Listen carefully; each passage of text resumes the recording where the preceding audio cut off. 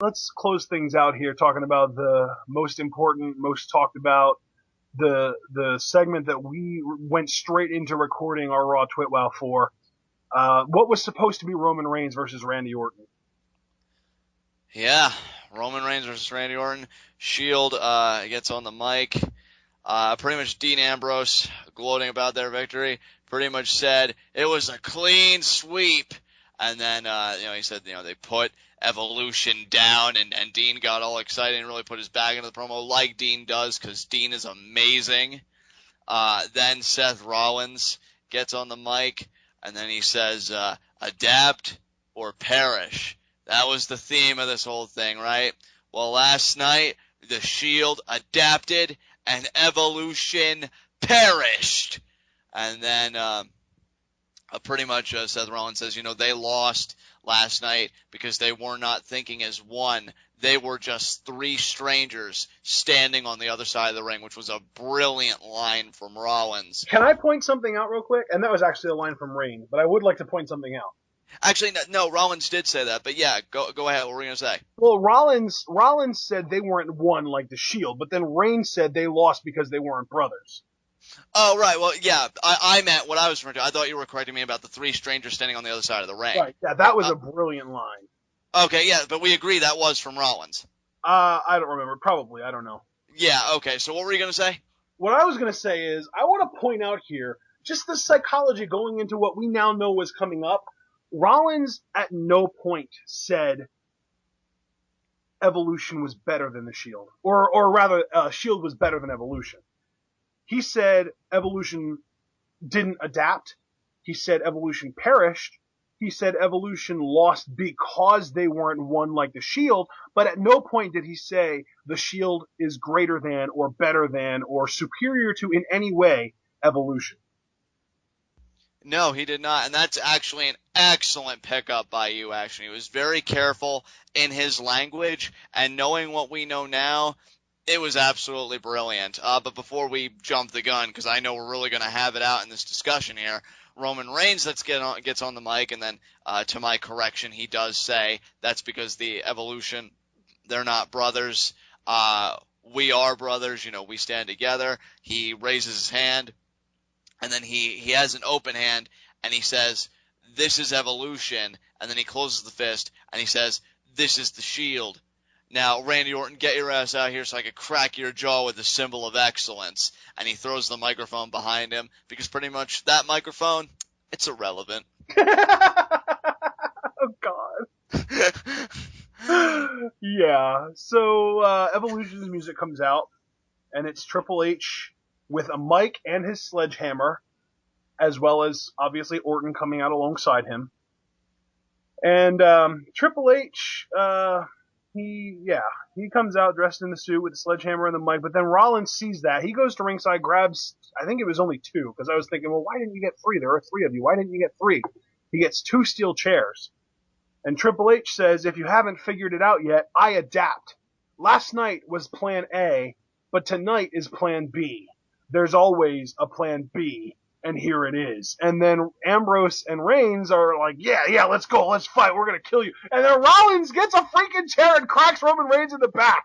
Ambrose is standing there like, what are you doing? What is going on right now? And then freaking Rollins cracks Ambrose in the back with the chair, and he takes it to Reigns and Ambrose, dude. Rollins turned on the Shield. Seth Rollins is now joining with, I don't know if I want to call it Evolution, but definitely the Authority.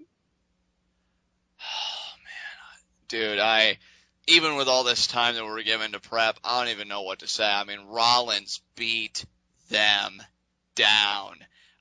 Nailed a blackout on Ambrose, like right on the chair. Yep.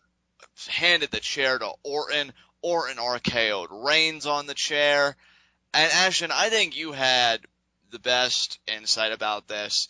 I think why Rollins was the best choice, even though you know that you love a faction and that you feel like a kid again, because I do feel betrayed by Seth Rollins. Like, none of us wanted this ride to end.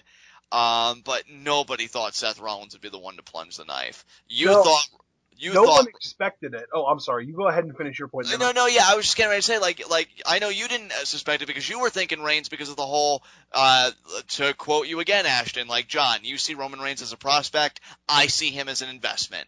And you thought that was going to be their way to deposit Roman's check in the bank, no pun intended, with our upcoming pay-per-view.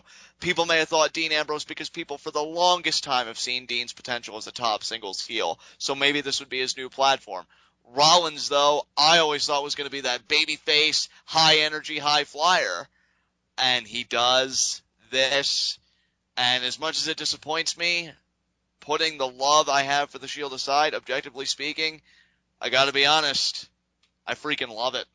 Dude, this is so brilliant because if you really think about the storyline here, what has always been Seth Rollins' nickname in the Shield? The Architect. He's the architect. He is the glue that holds that group together. Ambrose and Reigns have always been at odds with each other, but as long as Rollins has been there to either walk out to make them realize how close they are together, really, or to just hold them together, just to be that glue, Rollins has always been the key to keeping the Shield a cohesive unit. And now, not only is he not there anymore, but he's on Triple H's side. He's going to be keeping Evolution the cohesive unit that the Shield once was. Seth Rollins makes the most sense in this because Seth Rollins is the only thing Evolution was missing, the glue to keep the faction held together. I completely agree with your assessment, hands down. Towards the end of our discussion, if you would allow me, Ash, I would like to read some fan reactions because this has just been such a talked about event. But before we get to that, I'll add my 2 cents. I completely agree with your assessment, and really to me, because of this development, whoever Dean Ambrose and Roman Reigns get to replace Seth Rollins for what I'm sure is going to be a 6-man at Money in the Bank, Triple H, Orton, and Rollins versus Roman Reigns, Dean Ambrose, and right now Alex Riley silhouette, the new Evolution, as I'll call them, they need to go over to prove Rollins' point, I think. I don't think they should fall in. 100%. And here's my thing. This opens up 2 doors for me. First of all, it opens up the door of how long is Rollins going to be on their side? Is this a permanent thing? Is this where Rollins is going to be a Triple H lackey now that Batista's out? Is he going to be the replacement for Batista? Or is he going to be pulling that Daniel Bryan move where he joins the other side only to break them up from within? See, and I think... Go ahead. Oh, no, you go ahead, because you made me go ahead last time. What were you getting ready to say? I was getting ready to say, and the second door that this opens up to me is, will somebody replace Rollins in the Shield? And if so, who? 2 very legitimate questions. And again, I have to commend you because I think in the initial wave, because I can tell you by the reactions I'm reading, nobody is even thinking about, which I think is a good thing. I think is a good thing because, it shows that people really were. Their worlds were rocked tonight with this revelation of Rollins turning heel. Nobody's even thinking about Daniel Bryan's little flirtation with the Wyatt family that ended in him getting somewhat of a comeuppance. I didn't even think about it because I'm thinking with how violent a betrayal it was, I'm thinking no way, like he really is done with the Shield. But that is an excellent point. He could very well be like, hey guys, Triple H just said he's not going to stop until we break apart. So why don't we just leave him with no soldiers left? Here's what we do. They huddle up, they talk about it, and they put the plan in motion. That would be awesome. And for diehard hardcore Shield fans, it would be Christmas and their birthday all in one. If this is a heel turn they're committing to, who they'll replace Rollins with is an excellent question because the first name that comes to my mind, Corey Graves.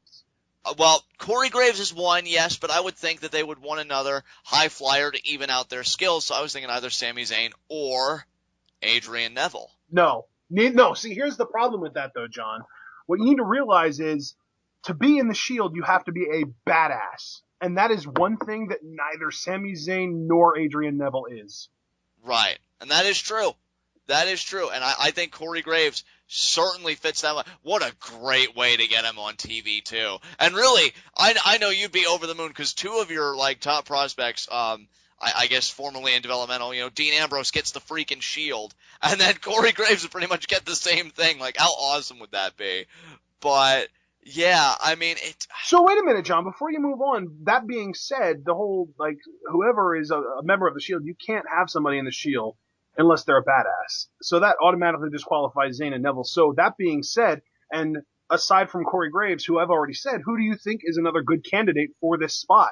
Oh, man. Thinking about them being a badass, Colin Cassidy doesn't fit that mold. Aiden English sure as hell doesn't fit that mold. I really don't know. Corey Graves actually does, the more I think about it, seem like the perfect fit. Can I throw a name out there? Sure, Baron always. Corbin. You know what? Yeah, he's a big son of a gun too. He'd have a great look in a SWAT vest. Yeah, that would really be something. Yeah, Baron Corbin, Corey Graves. I really can't think of anybody else though. Not at the moment. This just opens up, like, my God, like, let me just read you some reactions this way I can kind of get myself in order. Abel is not a fan of this at all. Oh no, I saw. He hates it. Yeah, he hates it. He just said recently, oh wait, no, you did, yeah, you said you saw it, so you did get to see that. Here's what James said to me. The thing with Abel is, and Anthony as well, neither one of them sees the whole architect of the Shield reasoning behind this, so they both think that it makes no sense and that it's stupid. Wait until they listen to Twitwell, then they'll get it and they'll appreciate it. Yeah, I'm sure they will, because I was just like them. I'm thinking, you come off of 2 straight pay-per-view victories. This is really like the weirdest heel turn ever. James had something very interesting to say. Of course, it's out there. I don't expect it to happen again. These are just reader reactions for the sake of enjoying them, nothing more, nothing less. He's like, Seth Rollins, what the hell? So will the Shield get a new member? Shocking to say the least. But then he closes with this. Seth Rollins must walk out of Money in the Bank as WWE champion. Not going to happen, but I like the reasoning behind it. He's thinking he's got the power now, go all the way with it, get the control, solve the Daniel Bryan problem all in one night. I don't see it, James, but what I do see again is Seth Rollins leading Evolution to their first victory over the Shield at Money in the Bank. That's what's going to happen, not freaking WWE title. Good job. Way to make a freaking leap there, James. But again, it's not even for me for seriousness. It's just the reactions have been so rich and just crazy from everybody. My friend, that's the thing. A faction was amazing when at the point that they break up, everybody feels like they just lost a family member. Exactly. Reading more reactions here. Let's see. Victoria said, I'm loving this at WWE. Yay, WWE Rollins joins Evolution. Sasha Banks, why Seth, why? #Raw. Sean Waltman, hey, Rollins is sick of being overlooked for Reigns. This could really be a key moment in Rollins' career in WWE. I wish him the best. Drew McIntyre, Shield implode, and 3MB keep on rolling. #longevity. #forever, forever, forever. Just people have been going nuts over this. My friend Ricardo, holy hell, Plan B, what the poop just happened? And then people were saying, I don't know, but I like it. And then he said, can't wait to hear why, but this actually helps Rollins career-wise. And then he ends it on, it's a good move, it was unexpected, and all 3 members will be stars main eventing one day. The fact that Hunter chose Seth to fill the void in Evolution speaks volumes about his faith in Rollins as a worker. It will help Seth in the future that he was chosen. And while Batista promotes his next film, we have a fresh feel. I don't know if he meant heel or if he did mean feel, but either way, I think he's correct. He's confusing the first letter in heel as well. Like I said earlier about Cody Rhodes, we were expecting a heel turn, we got a heel turn. Yeah, exactly, man, exactly. But let's talk about that for a second, Ashton, because really Sean Waltman's comments and Ricardo's comments got me thinking, what does this do for the career of Seth Rollins? Because I was thinking he was going to have an upward climb to this, and that, and glass ceiling this and glass ceiling that, to get an opportunity like this, and Seth Rollins is going to kill it. Because he's Seth Rollins. Like, what does this open up for him, dude? Like, this is crazy. This is massive for Seth Rollins' career. Why? Because he's the only person now that was in the Shield who is going to have an identity on his own. Yeah. Reigns and Ambrose are still telling you, man, the WWE knows what they're doing. They have Ambrose and Reigns tucked in their back pocket because when they break up, we're going to have a top babyface and a top heel immediately.